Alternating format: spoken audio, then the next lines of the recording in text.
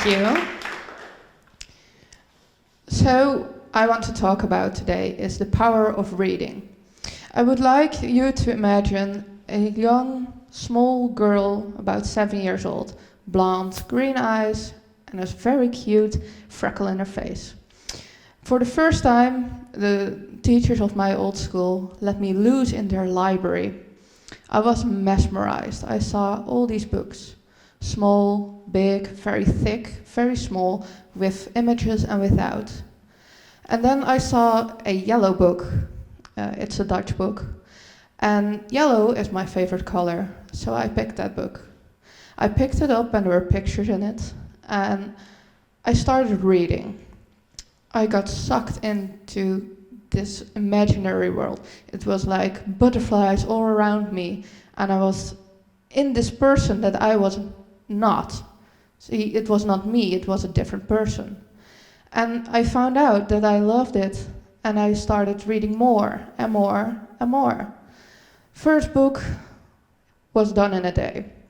Well, my teachers looked at me and said, "Did you really read the book, or did you look only at the pictures?" And I could tell them, word by word, what happened in the book.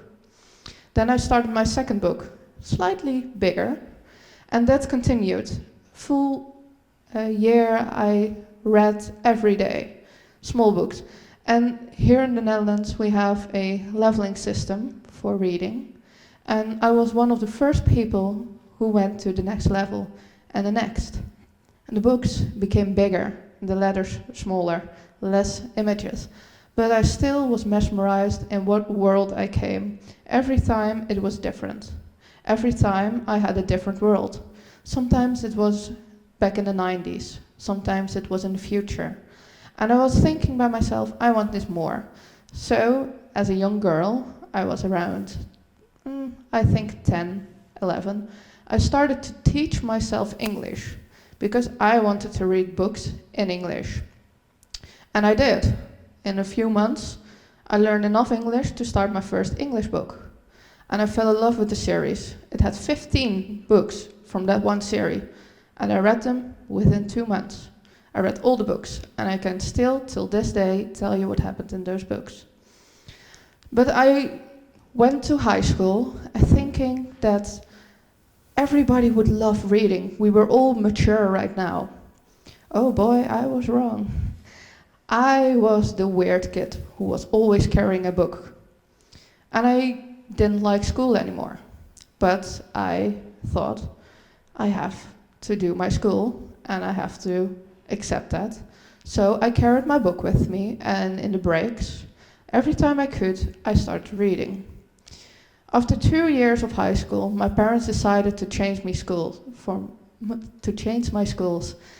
And I went to this new school, and I saw there a girl, my age, my class, with a book that I read. And we started talking. And more people started to read that book, loving that book. And I thought, yeah, well, we like that book. We talk about the book.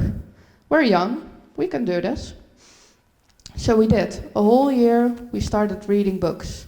We started talking about books. And eventually, a TV series started to come with it. But I thought, okay, while I'll read this book, I imagine myself as a main character. I thought, what if the main character got some inspiration from me, from my personal life? Because I want to be this determined badass who kicks ass and saves the world. I want to be that girl. So I started to write my own story. Remember, I was now around the age of 14. I started to write, and I had a special notebook with me, where I wrote everything down that I thought of. Eventually, it started to become a story, my own story, using inspiration from all those books and series I watched and read. So, now that's called fan fiction. Then school gave me the opportunity to write a report on a subject that I would like. And I wanted to do research after how a book is published. Well, I googled and I googled some more and even more, but I could not find the information I needed. So I thought by myself, what would a main character of a book do now? Well, they write their own book and have it published. And that's what I did. At 15 years old, I started writing the book, rewriting it, and at 17, it took a couple of years, I was finished. The report was finished before, but I found a publisher who wanted to publish me. But it didn't go as easy as I thought it would. I sent my work to every publisher I knew, and the reaction I got was, "Oh my God, I love your story, great concept, but you're too young." And that kept me, hit me a bit back. Why does my age matter? Well, I kept it at the back of my head, thinking one day I will do something about this.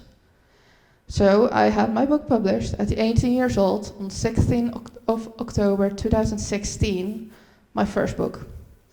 Last February, on the 23rd, I had my second book published. But this time, not by another publishing agency, but by my own. I started my own publishing company to make a more fair world for writers, where they are not thought of as an age, a gender, or an ethnicity.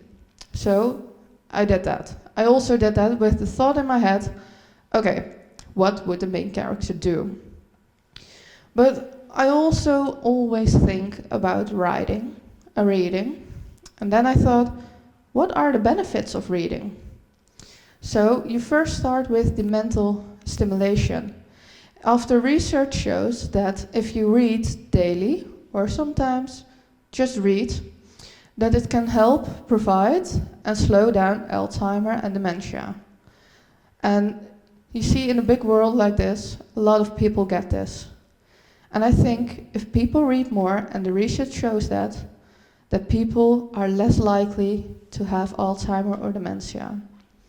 The next thing is stress reduction. If you read, you slip into a character and you live their lives, so you forget about yours. That's the first way you relieve your stress. The third thing is knowledge. You learn every time you read a book or something else, you learn something from it. Like a few days ago, I read May 29th is the day you put a pillow on your fridge. I don't know what would you do with that information, but now I know. If somebody asks me if 29th of May is something special, I know. Well, and then you have the vocabulary expanse. If you read, you find words you don't know yet. And if you learn those words and use them, you can use that for your daily life. It helps you expand your knowledge again. For the fifth time, it's the memory improvement, which is not helping me right now, but the memory improvement. See your brain as a muscle. If you train it, it gets stronger and you remember more things. So just keep reading. If you don't like reading right now, then I want to say to you, you have not yet found the right book. Just keep looking. After that, we have the stronger analytical thinking. If you read books like the Da Vinci Code, it's very detective-like.